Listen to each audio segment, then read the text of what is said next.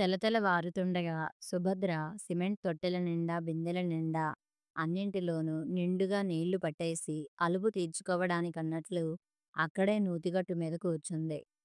ఒసేయ్ సుభద్ర, నువ్వు నీళ్లు తోడడం అయిందటే, లేకుంటే మెల్లగా ఆటలాడుకుంటూ చేస్తున్నావా? ఇక్కడ పొయ్యి దగ్గర ఒక్కదాన్ని చస్తున్నాను తన్నుకొని, తొందరగా రావే అంటూ మాణిక్యాంబ అరుస్తోంది. తల్లి మాటలు వినిపిస్తున్నా సుభద్రకెందుకో వెళ్ళబుద్ధి కాక అక్కడే కూర్చుంది. అప్పుడే అటుగా వచ్చిన పరశురామయ్య గారు పరాగ్గా ఉన్న కూతుర్ని చూసి, మీ అమ్మ ఒక్కతే అతలాకుతలమై చస్తుంటే ఇక్కడ తీరిగ్గా కూర్చున్నావా తల్లి? వెళ్ళి మీ అమ్మకు పనందుకో. ఆనక తీరిగ్గా ఆలోచిస్తూ కూర్చుందువు గాని చేసేదేముంది?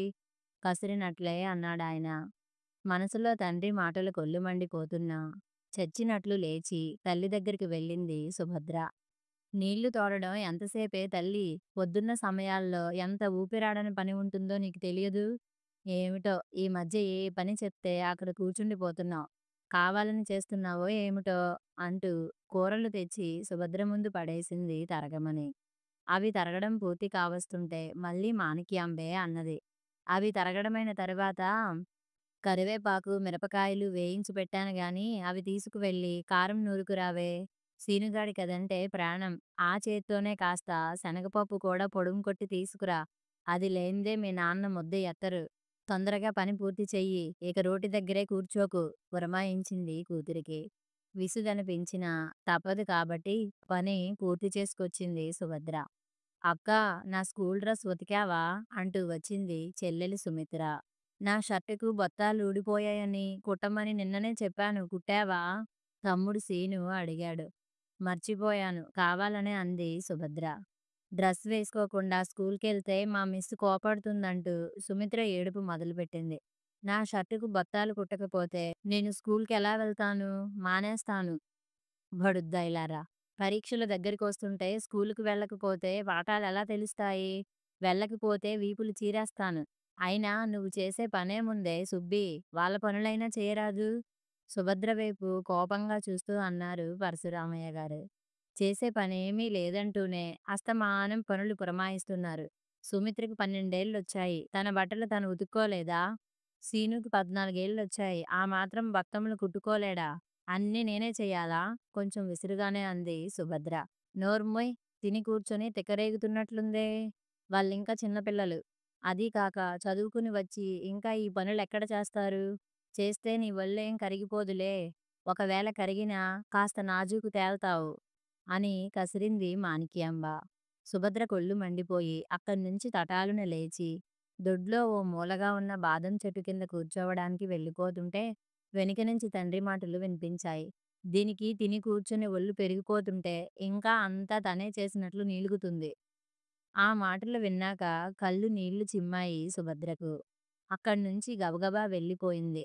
ఆమెకెప్పుడు మనసు బాగోకపోయినా వెళ్ళి అక్కడే కూర్చుంటుంది. తన అతి తెలివితేటలతో ఎంత మూర్ఖంగా ప్రవర్తించిందో, ఎంత అనాలోచితంగా పుట్టింటికి వచ్చేసిందో ఇప్పుడు తెలిసి వస్తోంది. ఇప్పుడు వెళ్ళగలదా? పోనీ అభిమానం చంపుకొని వెళ్ళినా మునుపటిలా అత్తవారింట్లో ఆదరణ లభిస్తుందా? ముఖ్యంగా సత్యం తనని ప్రేమగా పలకరిస్తాడా? లేక సిగ్గు లేదా అని ముఖం మీదే అడుగుతాడా? ఇలా అనిపించగానే భర్త సత్యం, అత్తగారి యశోదమ్మ గుర్తుకొచ్చారు సుభద్రకు. అక్కడే గడిచిన సంగతులన్నీ నెమరవేసుకుంటూ కూర్చుంది. సత్యం ఓ ఫ్యాన్సీ షాప్‌లో పనిచేస్తాడు. జీతం 400 ఇస్తారు. అతనికి తల్లి తప్ప చెప్పుకోగలిగిన వాళ్ళెవరూ లేరు. ఉండడానికో చిన్న పెంకుటిల్లుంది. అందులో 2 గదులు. ముందు వసారా ఉంటుంది.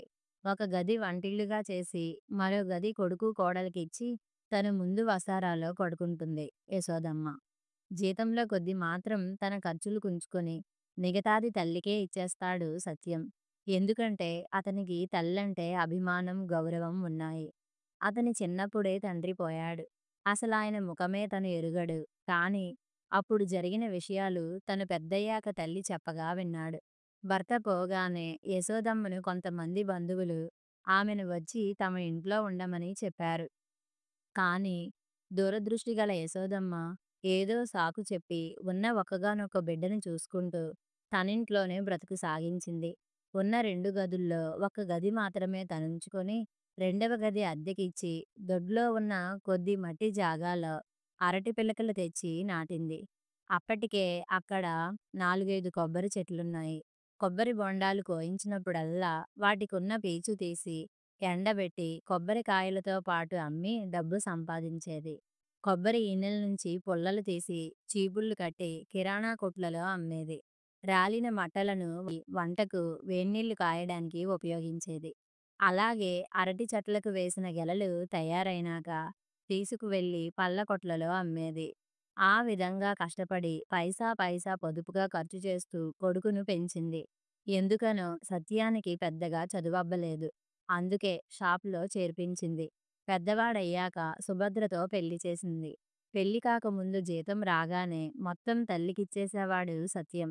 తల్లి తన ఖర్చులకెంతిస్తే అంతే ఖర్చు పెట్టుకునేవాడు. అతనికే దురలవాట్లు లేకపోవడం చేత ఇంకేం ఆలోచనలు రావు. ఆ అలవాటు ప్రకారమే పెళ్ళైన తర్వాత కూడా తల్లికే మొత్తం జీతం ఇచ్చేసేవాడు. తల్లి కూడా అతని అవసరాలు పెరుగుతాయని గ్రహించిందేమో, అందులో సగం కొడుక్కే ఇచ్చేసేది. ఇది సుభద్రకు కన్నెర్రగా ఉండేది. ఇదివరకు సంగతెలా ఉన్నా, ఇప్పుడు జీతమంతా తెచ్చి భర్త తన చేతుల్లో పోస్తాడని ఊహించిన సుభద్రకు భర్త మీద కసిరేగేది. అంతా మీ అమ్మ చేతికిస్తే నా ఖర్చుకెవరిస్తారని రాత్రిళ్ళు భర్తతో పోట్లాడేది. కావాలంటే అమ్మనడిగి తీసుకో సుభా అనేవాడు సత్యం. టాట్! నా భర్త సంపాదించి తెస్తున్నప్పుడు నేనెందుకు ఆమెనడుక్కోవాలి? పావలా మల్లెపూలు కావాలన్నా ఆమెనడుక్కోవాలా? నాకంత కర్మ పట్టలేదు అనేది కోపంగా తను. ముందు మా అమ్మకు కొడుకునయ్యాకే నీకు భర్తనయ్యాను. నిన్నగాక మొన్న నువ్వొచ్చావని ఎన్ని కష్టాలో పడి పెంచిన మా అమ్మను విదిలించెయ్యాలా? ఏం మీ అమ్మనడగవా? మా అమ్మనడిగి తీసుకుంటే తప్పేముంది? అనేవాడు. అత్త అమ్మవుతుందా అని తనంటే, అది మనం ఏర్పరచుకునే అభిప్రాయాన్ని బట్టి ఉంటుంది అనేవాడు. సిగ్గు లేకపోతే సరి. అసలు భార్యకంటూ వేరే ఇవ్వాలని తెలియదా? అని తను రెట్టించేది. సత్యం భార్యను దగ్గరికి తీసుకుని ఏదో చెప్పబోయేవాడు. సుభద్ర విదిలించేది. సత్యం ఆలోచిస్తూ పడుకునేవాడు. సుభద్ర భర్తను అర్థం చేసుకోవడానికి ఇష్టపడేది కాదు. ప్రయత్నించేది కాదు. పైగా అత్తగారంటే ఉక్రోషం పెంచుకోసాగింది. తన భర్తను తన గుప్పెట్లో పెట్టుకుని తెచ్చే జీతమంతా తన ఒళ్ళోనే పోసుకుంటుందా? తనేనా తీసుకుపోయింది? ఎన్నాళ్ళావిడ పెత్తనమో తనూ చూస్తుంది. ఇలా సాగిపోయేవి సుభద్ర ఆలోచనలు. అత్తగారికి ఒక్క పనిలో సాయపడేది కాదు. కావాలని తప్పించుకు తిరిగేది. అయినా యశోదమ్మ కోడల్ని పల్లెత్తు మాట అనేది కాదు. తనే మెల్లగా చేసుకుపోయేది. ఇదంతా గమనించిన చంద్రం తల్లితో అనేవాడు. పనంతా నువ్వొక్కదానివే చేసుకోకపోతే సుభద్రను పిలవకూడదా అనేవాడు. ఏమంత పనిరా, ఎంతమందున్నామని అని కొట్టి పారేసేది. అది విని తనకు సంతోషం కలిగే బదులు ఒళ్ళు మండేది. కొడుక్కి మెత్తగా మాటలు చెప్పి డబ్బంతా గుంజుకుంటుందనిపించేది తనకు. ఒకసారి సత్యం ఇంటికి వస్తూ తన కోసం మల్లెపూలు తెచ్చి తన చేతికివ్వబోయాడు. తను అవి పుచ్చుకోకుండా విసిరికొట్టింది. ఆడవాళ్ళు పూలను విసిరికొట్టొచ్చా అంటూ ఆ పువ్వులు మాలను అపురూపంగా తీసుకువచ్చి తన జడలో తురమబోతే తను విసురుగా, అబ్బో! ఇన్నాళ్ళకి మొగుడు రూ. 1 పూలు తెచ్చి ఘనకార్యం చేశాడని అని గేలి చేసి ఇంకా ఏవేవో మాటలు దులిపింది. అందుకు సత్యానికి కోపమే వచ్చిందో, బాధే కలిగిందో ఆ రాత్రి తననసలు దగ్గరికి తీసుకోకుండా మరో వైపుకు తిరిగి పడుకున్నాడు. అది తనకు మరీ ఒళ్ళు మండించింది. ఇంకా అతను తనని లాలిస్తాడని, బ్రతిమాలి ప్రసన్నురాలిని చేసుకుంటాడని ఎదురుచూసిన సుభద్ర ఆ రాత్రంతా లోలోపల నిప్పులు కక్కుతూనే పడుకుంది. రుసరుసలాడుతూనే భర్తతో కాపురం చేస్తుంది సుభద్ర. అప్పుడే పక్కింటి సరోజ టీవీ కొనుక్కున్నట్లు తెలిసింది సుభద్రకు. ఆ రోజు నుంచి టెంపరరీగా కోపాన్ని అణుచుకుని, నిదానంగా మాట్లాడుతూ కొద్ది రోజులాగి పడక గదిలో మెల్లగా తన కోర్కెను బయటపెట్టింది. ఏవండీ! మనం కూడా టీవీ కొనుక్కుందామండీ! గారాలు పోతూ అతని చెంపలు మీటింది. ఇందుకా రాణిగారు అందంగా అలంకరించుకుని మరీ దగ్గరకు చేరారు? ఇంకా బుద్ధి మారిందేమో అనుకున్నాను. నిన్నిలా చూడంగానే ఆశ్చర్యం కలిగిందిలే. చాల్లేండి రోజూ మీకు దూరంగా ఉంటున్నానా? ఆ! వస్తావు. ఎలా? నా అంతట నేనే దగ్గరికి తీసుకుంటేనేగా. నీ అంతట నీవు నా దగ్గరికొస్తున్నావా ఈ మధ్య? ఎంతసేపు అది కావాలని, ఇది కావాలని, అవి లేవని, ఇవి లేవని రుసరుసలు, బుసబుసలేగా. పోనీండి. ఆ గొడవ ఇప్పుడెందుకు? ఎలాగైనా టీవీ కొందామండి అని చక్కా అన్ని భాషల సినిమాలు చూడొచ్చు. కొంటారు కదూ! నీకసలు బుర్రుందా? మనమెంత? మన తాహతెంత?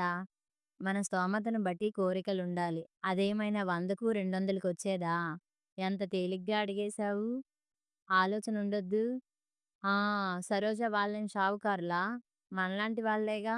వాళ్ళు కొనుక్కోలేదు. సరదా ఉండాలి గానీ మన స్థితికి మించిన సరదాలొద్దంటున్నాను. పోనీ ఎప్పుడైనా సరోజ గారింటికి వెళ్లి చూస్తే చాలదా? ఇప్పుడంత డబ్బు పోసి కొనకపోతేనేం? సరోజ వాళ్ళు ఇన్‌స్టాల్‌మెంట్ మీద కొన్నారు. మనం కూడా అలా కొనుక్కుంటే తేలికేగా! ఎంత తేలికగా చెప్పావు. నాకొచ్చే జీతం దానికోసమే ఖర్చు పెడితే ఇంటి ఖర్చెలా సుమా? మీ తెలివి తెల్లారినట్టే ఉంది. ఇన్నాళ్ళ నుంచి మీ అమ్మ ఒళ్ళోనే పోస్తున్నారుగా అదంతా ఏం చేస్తుంది? మీ సొమ్ము మీరడిగి తీసుకోవడానికి, ఖర్చు పెట్టుకోవడానికి గుంజాటన పడతారు దేనికి? బాగుండదు సుబ్బా! అమ్మతో కూడా ఒక మాట చెప్పి సరి సరి ఆమె బాబుగాడి ముల్లేమైనా పెడుతోందా? లేక అంతా కట్టుకుపోతుందా? మాటలు తిన్నగా రాని. పెద్ద చిన్న ఉండక్కర్లా? మా అమ్మ వింటే బాధపడదు. ఎంతసేపు అమ్మ అమ్మ ఆవిడతోనే ఊరేగరాదు. పెళ్ళామెందుకు? పోనీ కదా అని ఊరుకుంటుంటే అడ్డు ఆపు లేకుండా పేలుతున్నావు. నోటిని కాస్త అదుపులో పెడితే సుఖపడతావు. ఆహా! ఇప్పుడీ మగాడితో సుఖపడి చస్తున్నాను గనుక. ఓ ముద్దు లేదు, ముచ్చట లేదు. ముక్కు ఎగబేల్చింది సుభద్ర. ఏం తీపరమొచ్చింది? కాలు కదపకుండా కూర్చొని మేస్తున్నావుగా. ఇంతకంటే సుఖం ఇంకేం కావాలి? అమ్మో! అమ్మో! భార్య సుఖపడుతుంటే ఏడ్చే భర్తని మిమ్మల్నే చూస్తున్నాను. నోరు మూస్తావా? కోటా ఇమ్మంటావా? ఆ మధ్య టేప్ రికార్డర్ అన్నావు. ఈవేళ టీవీ అంటున్నావు. ముందు ముందు ఫ్రిడ్జ్ కావాలంటావు. మనసును అదుపులో పెట్టుకోకపోతే ఇల్లు గుల్లైపోతుంది. ఇలాంటి గొంతెమ్మ కోర్కెలు పెంచుకుంటే ఎంత జీతాలైనా ఎలా చాలుతాయి? ఎలాగోలా సమకూర్చుకోవాలి గానీ, అసలిలాంటి పీనాసి రకమని తెలిస్తే తెలిస్తే? సర్లేండి నాకెందుకొచ్చిన గొడవ? నా కర్మ కాలి కట్టుకున్నాను. నేరకపోయి అడిగాను. అంతా మీ తల్లి కొడుకులే దాచుకొని కట్టుకొని ఆమె వాక్యం పూర్తి కాకముందే అతని బలమైన వేళ్ళు సుభద్ర చెంపలను చురుక్కుమనిపించాయి. భర్త వైపు తీవ్రంగా చూసింది. సత్యం మరింత తీవ్రంగా చూస్తూ జాగ్రత్త. ఒళ్ళు దగ్గర పెట్టుకో. అపురూపంగా నా గుండెల్లో ఒదిగిపోతావో, పెడసరంగా ప్రవర్తించి దూరంగా మిగిలిపోతావో ఆలోచించుకో. ఇంకోసారిలా మాట్లాడితే మన్నించేది లేదు అన్నాడు కోపంగా. సుభద్ర చాప వేసుకుని పడుకుంది. అతను పిలవలేదు. శుభ్రంగా నిండా ముసుగు పెట్టుకుని పడుకున్నాడు. తెలతెల వారుతుండగా తల్లి మాటలు వినిపించి మెలకువ వచ్చింది సత్యానికి. యశోదమ్మ కోడలిని బ్రతిమాలుతోంది. ఆడదానికి పెళ్ళయ్యాక అత్తింట్లోనే స్థానమమ్మా. నా మాట విను. భార్యాభర్తలన్నాక ఏవో మాట తేడాలు రాకుండా ఉంటాయా? అంతంత ఖరీదైన వస్తువులు నిదానంగా ఆలోచించి కొనాలమ్మా అంటోంది తల్లి. ఆయన ఒప్పుకుంటే మాత్రం మీరు పడనిస్తారా? అయినా దూరంగా ఉండమని ఆయనే చెప్పారుగా. వద్దన్నా మీరే దిక్కనే కర్మ నాకేం పట్టలేదు అంటూనే అత్తగారెంత బ్రతిమాలుతున్నా అప్పటికే అక్కడకు వచ్చిన సత్యం ఏదో చెప్పబోతున్నా లెక్క చేయకుండా వచ్చేసింది. ఉత్తరం పత్తరం లేకుండా రిక్షా దిగిన కూతుర్ని చూసి మాణిక్యాంబ పరశురామయ్య ముందు ఆశ్చర్యపోయినా తరువాత కూతురు చెప్పిందంతా విని కామ్‌గా ఊరుకున్నారు. సుభద్రను కొన్నాళ్ళు ముద్దుగానే చూశారు. తరువాత మెల్లమెల్లగా తల్లి మాణిక్యాంబ చిన్న చిన్న పనులు పురమాయిస్తూ క్రమేణా ఇంటి పనంతా దాదాపు అప్పచెప్పేసి విశ్రాంతి పొందుతోంది. అసలు సుభద్రకు పెళ్లి కాకముందు కూడా తల్లికి సగం పనులు తనే చేసి పెట్టేది. అత్తగారింటికి వెళ్ళిన తరువాత అత్త యశోదమ్మకు మాత్రం రవ్వంత సాయం కూడా చేసేది కాదు. ఆడపిల్ల లేని యశోదమ్మ కోడలిలో కూతుర్ని చూసుకున్నా తను మాత్రం అత్తలో తల్లిని చూడలేకపోయింది. ఏమే సుబ్బి, ఆ బాదం చెట్టు దగ్గరేనా ఏడుస్తుంటా? బాదం చెట్టు కింద కూర్చుంటే బాధలొస్తాయే అని తల్లి కేకబెట్టేసరికి వాస్తవంలోకొచ్చిన సుభద్రకు అనిపించిందిలా. ఇప్పుడు బాధలు నేను చేతులారా తెచ్చుకున్నవేగా, బాదం చెట్టేం చేసింది? విసుగ్గా అనుకుంటూ లేచింది. లోపలికి రావటంతోటే తల్లి యగాదిగా చూస్తూ ఏం తల్లీ, గతం తవ్వుకోవడం పూర్తయిందా? ఇందాకటి నుంచి వీళ్ళందరికీ అన్నాలు పెట్టి పూర్తయ్యేసరికి వేళయింది. అవన్నీ తీసి శుభ్రం చెయ్యి. అయినా తెలియకడుగుతాను. ఏదైనా ముందే బుద్ధి ఉండాలి గాని, ఇప్పుడు ఆలోచిస్తూ కూర్చుంటే ఏం లాభం? వెళ్ళు వెళ్ళు వెక్కిరింతగా అందామె. సుభద్ర ముఖంలో కత్తివాటుకు నెత్తురు చుక్కలేదు. తన ముఖంలోని భావాలు తల్లికి కనబడకుండా ఉండడానికి గబగబా శుభ్రం చేసేసరికి తల్లి భోజనానికి ఉపక్రమిస్తుంటే కళ్ళనీళ్లు తిరిగాయి సుభద్రకు. తల్లి తనని భోజనానికి పిలవలేదు. తనకిందాకటి నుంచి ఆకలి కరకరమంటోంది.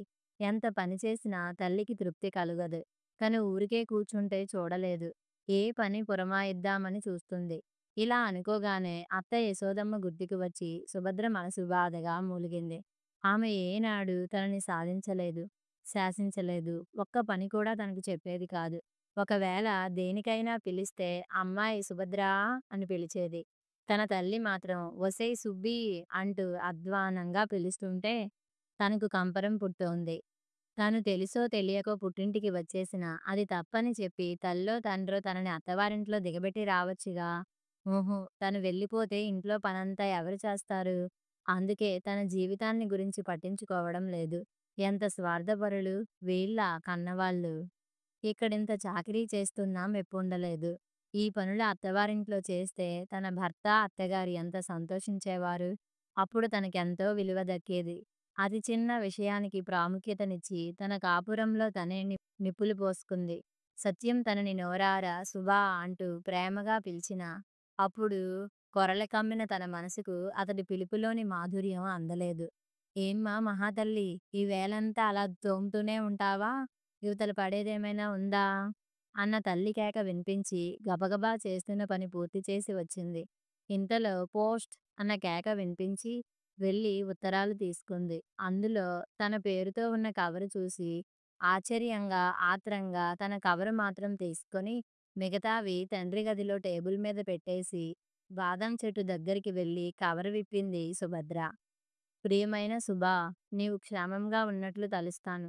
నేను, అమ్మ క్షేమము. నీవు వెళ్ళిన తరువాత ఒక్క కార్డైనా రాయలేదేం? పోనీలే, అక్కడ సంతోషంగా కాలం గడుపుతున్నావనుకుంటాను. నీవు వెళ్ళిన కొద్ది రోజులకు నేను నీకో లెటర్ వ్రాసాను. నీకు అందినదో లేదో తెలియదు. రిప్లై మాత్రం రాలేదు. మన ఎదురింటి సత్యవతమ్మ గారు మీ ఊరు వస్తుంటే నీవు ఇబ్బంది పడ్డావేమోనని కొద్ది డబ్బు ఆమెకిచ్చి పంపాను. అది నీవు అందుకున్నట్లు తలుస్తాను. భార్యాభర్తలన్న తర్వాత కోపతాపాలు, అలకలు సహజం. అది కొద్దిసేపైతే బాగుంటుంది. ఇంత చిన్న విషయానికి మనిద్దరం ఒకరికొకరం కాకుండా పోతామా? భార్యాభర్తల బంధం ఏడేడు జన్మల బంధమంటారు. నీకసలు నేను గుర్తుకు రావడం లేదా? నాకు మాత్రం రోజూ గుర్తుకు వస్తావు. నేను చిన్నప్పటి నుంచి ఒంటరిగానే గడిపాను. అమ్మ తప్ప బంధువుల్ని, స్నేహితుల్ని కూడా పెద్దగా ఎరుగను. అందుకే నీవు నా ఇంటికి వచ్చిన తర్వాత 1000 దీపాల కాంతి వచ్చినట్లు అనిపించింది. అప్పుడు నాకేమనిపించిందో తెలుసా? నా సర్వస్వం నీవని, ఈ ప్రపంచంలో నన్ను కన్న తల్లి, నన్ను కట్టుకున్న భార్య నాకు చాలనిపించింది. మరి నువ్వో? మన మధ్యనున్న పవిత్ర బంధాన్ని, విలువైన జీవితం కంటే, మనుషుల కంటే ఒక చిన్న విషయానికి ప్రాముఖ్యతనిచ్చి వెళ్ళిపోయావు. నాకు జీతం పెరిగింది. మనింట్లో వంటకు కావాల్సిన సామాన్లు తప్ప చెప్పుకోదగిన సామానులేమీ లేవు. ముఖ్యంగా మనకవసరమైనవి అంటే మన గదిలో ఫ్యాను, చిన్న ట్రాన్సిస్టర్ కొందామని నాకనిపించి అమ్మతో అంటే సంతోషంగా ఒప్పుకుంది. మెల్లగా మనకు కావాల్సినవన్నీ ఏర్పరచుకుందాం సుభా. భార్యాభర్తలంటే మనసులో మనసై బ్రతకాలని నా అభిప్రాయం. అప్పుడేమీ లేకపోయినా అన్నీ ఉన్నట్లనిపిస్తుంది. నాకు చిన్నప్పటి నుంచి మా అమ్మే తల్లి, తండ్రి, గురువు, దైవం, స్నేహితురాలు, ఆప్తురాలు కాబట్టి అన్నీ అమ్మతో సంప్రదించి చేయడం నాకలవాటు. ఏది చేసినా ఇంట్లో ఉన్న మన ముగ్గురికి సంతోషం కలిగించేదిగా ఉండాలని నా ఆశ. అన్నట్లు మరిచాను. సరోజ గారింట్లో టీవీకి ఇన్‌స్టాల్‌మెంట్స్ సరిగా కట్టకపోవడంతో షాపు వాళ్ళు వచ్చి టీవీ తీసుకువెళ్ళిపోయారు. చూశావా సుభా! మనకొచ్చే రాబడి మించిన కోరికలు పెంచుకుంటే నవ్వుల పాలవక తప్పదు. తోటివాడు తొడకోసుకుంటే మనం మెడకోసుకోవాలనుకుంటే ఎలా ఉంటుందో చూశావా సుభా! జీవితానికి భర్త కంటే వస్తువులే ముఖ్యమనుకుంటే ఇంక నేను చెప్పేదేమీ లేదు. నేను కావాలనుకుంటే మాత్రం రా. ఎప్పటికీ నీ కోసం ఎదురుచూస్తూనే ఉంటాను. నీ స్థానం ఈ ఇంట్లో చెక్కు చెదరదు. నా మనసంతా నీవే. నిండి ఉన్న మాటల రూపంలో వ్యక్తపరచడం గానీ, వ్రాయడం కానీ నాకంతగా చేతకాదు. ఈ లెటర్ అందాకైనా వస్తావని ఎదురుచూస్తాను. లేకుంటే కనీసం ఉత్తరమైనా వ్రాయి. నిన్ను చూసినట్లు తృప్తి పడతాను. వ్రాస్తావు కదూ! ఎప్పటికీ నీ సత్యం. చదవడం పూర్తయ్యేసరికి కళ్ళ నిండా నీళ్లు నిండుకున్నాయి సుభద్రకు. ఆ ఉత్తరాన్ని ప్రేమగా గుండెలకు అదుముకుంది. అక్కడ సత్యం ఏవో చిలిపి పనులు చేస్తున్న అనుభూతి కలిగింది. ఒసేయ్ సుబ్బీ! నీకు తిండి తిప్పలు అక్కర్లేదేమిటే? తల్లి పిలుపుతో భారంగా కదిలింది. తల్లిదండ్రుల మీద పట్టరాని కోపం వస్తోంది సుభద్రకు. తన భర్త వ్రాసిన లెటర్, అతను పంపిన డబ్బు తనకు అందనివ్వలేదని. ఆ రాత్రి తల్లిదండ్రుల ముఖం మీదే ఆ విషయం అడిగేస్తుంటే, ముందు వాళ్ళిద్దరి ముఖాలు ఏదోలా అయిపోయినా, వెంటనే కూతురి మీద విరుచుకుపడ్డారు. అవునే పంపాడు. అయితే నీకివ్వవలసిన పనేమిటి? నిన్ను మేపడానికి ఎంతవుతోంది? అయినా ఆడపిల్లని అత్తవారింటికి పంపాక కష్టమైనా, సుఖమైనా అక్కడే పడుండాలి. వెధవ గుంతెమ్మ కోరికలు పెంచుకొని నీ కాపురం కూలదోసుకోమని మేం చెప్పామా? ఊరికే మేపుతున్నారా? చచ్చే చాకిరీ చేయించుకుంటున్నారు నాతో. మొగుణ్ణి వదిలేసి వచ్చిన వాళ్ళు ఇక్కడ పని కూడా చెయ్యక మా నెత్తినెక్కడానికా? పాపం నిన్ను వియ్యపురాలిలా కూర్చోపెట్టి మెకబెట్టడానికి మీ ఆయన పంపిన రాశులేమీ లేవు. నోరు మూసుకొని పడుండు అని ఇద్దరూ హూంకరించడంతో సుభద్ర ముఖం తెల్లగా పాలిపోయింది. చరచరా వెళ్ళి తన మంచం మీద వాలిపోయి వెక్కి వెక్కి ఏడ్చింది. వీళ్ళకు తనెంత లోకువైపోయింది. ఎక్కడుండాల్సిన వాళ్ళక్కడుంటేనే మర్యాద కాబోలు.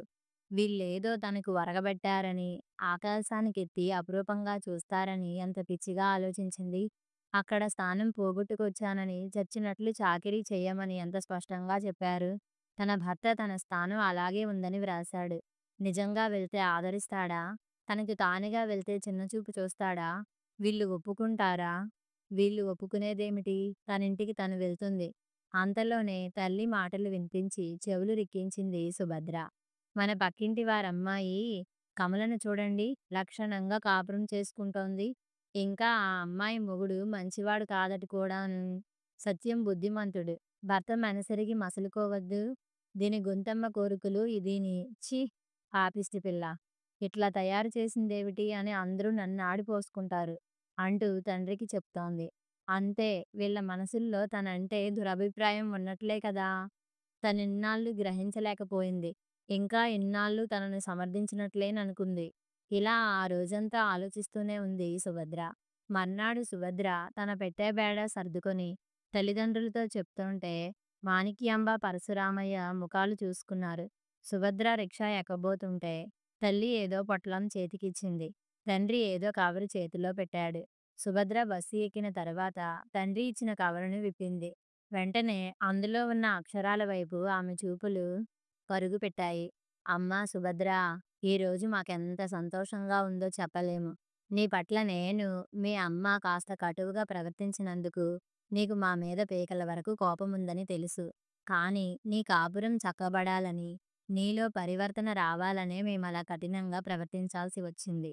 ఏ తల్లిదండ్రులైనా ఆడపిల్లకు పెళ్లి చేసి ఆమె అత్తవారింట్లో లక్షణంగా కాపురం చేస్తుంటే చూడాలనుకుంటారు.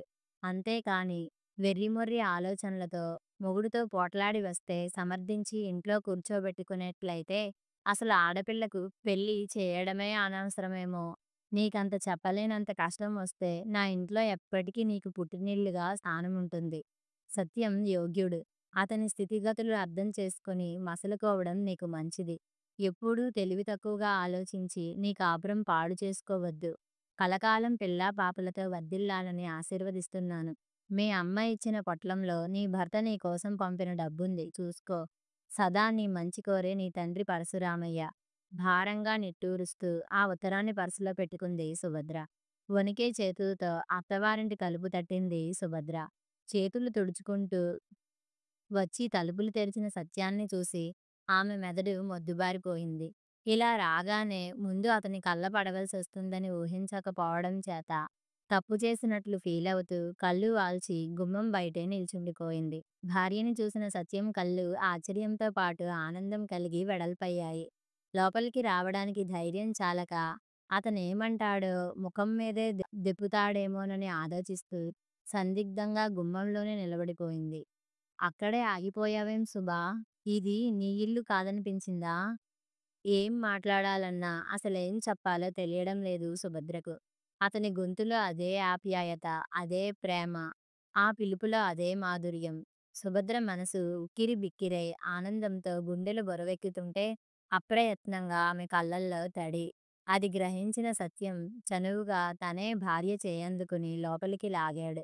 ఆ లాగడంలోని ఆత్రానికి సుభద్ర అతని ఎద మీదకు ఒరిగిపోగానే వెంటనే అతని చేతులామెను ఆర్తిగా చుట్టేశాయి.